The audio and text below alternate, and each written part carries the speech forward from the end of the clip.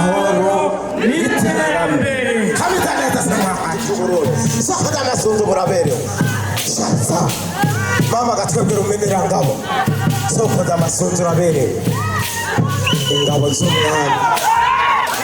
ari kirumara mu gihugu cyacu cy'u Burundi aho twasangira kabisi n'agaye tugasomera ivyo byose byari mu migenzo y'ikirundi tubonako kandi akarahiye irakijya sokuru negezwa kurikurikiza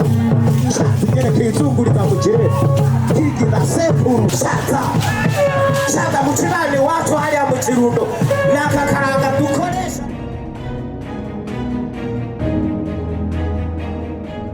mfasha tujane kano kana kwa muganga nukuri je numvise umuntu yari kararirimba mu kabyino kiwe ngo dushingiye ku mico kama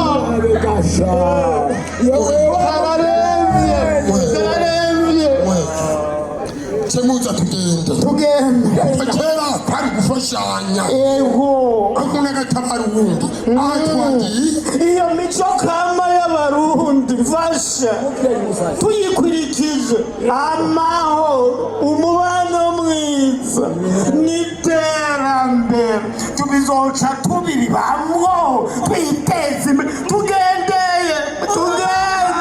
oya sindaza no gufasha sindaga umugore we